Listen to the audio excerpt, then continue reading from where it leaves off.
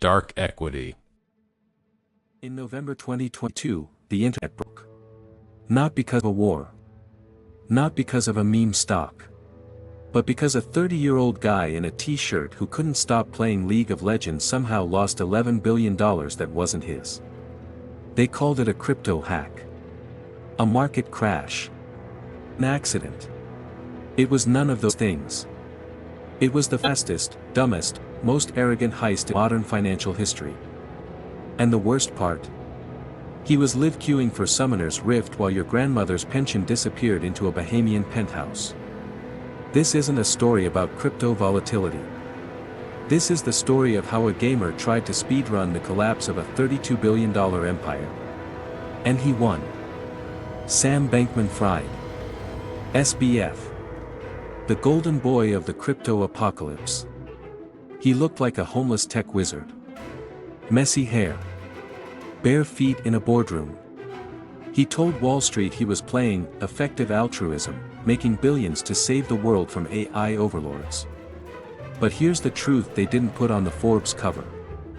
While hedge fund managers in suits were trying to audit his books, Sam was trying to climb the platinum ladder. He sponsored the esports giant TSM. He poured millions into the game. And during investor calls, multi-million-dollar negotiations, he was alt-tabbing to last-hit minions. You've heard the meme, he played LOL with your life savings. Technically, he didn't bet the money on the game. That would be gambling. No, what he did was worse. He took your money, parked it in a secret folder labeled Alameda Research, and treated the stock market like a ranked match where the nexus didn't matter. Here's the mechanic. FTX was a casino. Customers put chips on the table, deposits. In a normal casino, those chips are in a vault. In SBF's casino, there was a back door labeled Alameda. Alameda was his hedge fund. And it was bleeding cash. So Sam looked at the $16 billion in customer funds, looked at his losing trades, and clicked transfer all. No hack. No malware. Just a few keystrokes. Where did the money go? You're expecting Lamborghinis and yachts. Boring. Sam bought real estate, a $40 million penthouse in the Bahamas. He poured $1 billion into a political slush fund to buy influence in Washington. $300 million on naming rights for the Miami Heat arena. For 2 years, the machine worked. Because in crypto, nobody asks questions as long as the number goes up. But SBF forgot one thing. The server was running on a hamster wheel. In November 2022, a tiny publication called CoinDesk published a report. They looked at Alameda's balance sheet. It was a horror movie. Most of Alameda's assets were a token called FTT, a coin that Sam himself printed out of thin air. Imagine you own a bank. You claim to have $10 billion in assets. But 9 billion of those assets are IOUs you wrote to yourself on a napkin. That's FTT. When the market realized the emperor had no clothes, everyone ran for the exit. But there was no exit. Because Sam had already stolen the door. On November 11th, FTX filed for bankruptcy. The world expected a press conference. Instead, they got a scene straight out of Ocean's 11. In the chaos, someone drained $477 million from the wallets.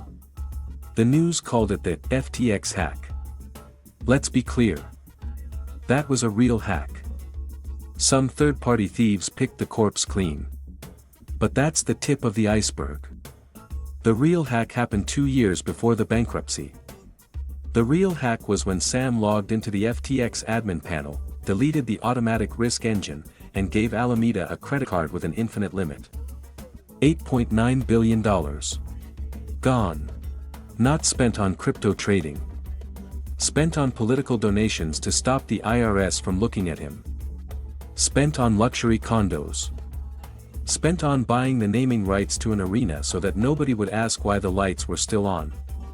When the lawyers finally opened the FTX database, they found an $8.9 billion black hole labeled fiat at Alameda. Translation, we ate the money. Sorry. So where is the Gamer King now? It is currently May 2026. Sam Bankman-Fried is not in a penthouse. He's not in a hedge fund. He is in a jumpsuit at FCI Terminal Island, California.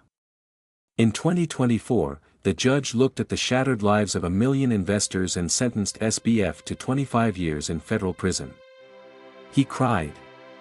His parents cried. The crypto bros cried. He tried to get a pardon. Last year, SBF's billionaire parents pulled every political string left in Washington.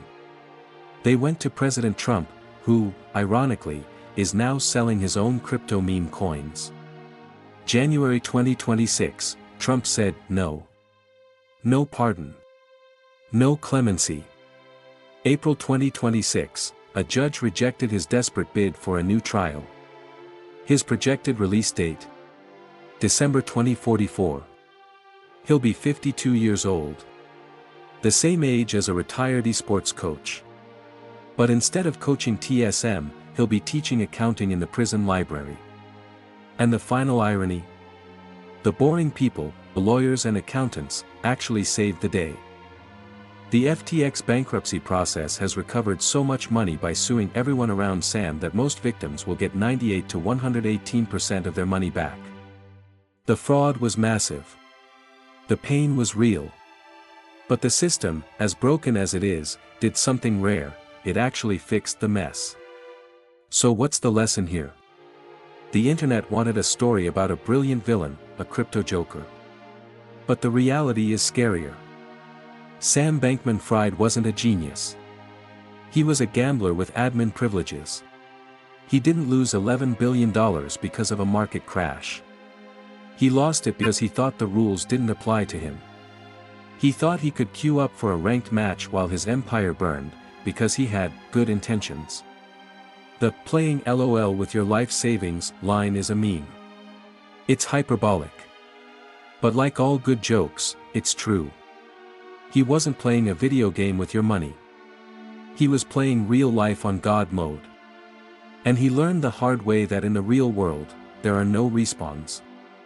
See you in 21 years, Sam.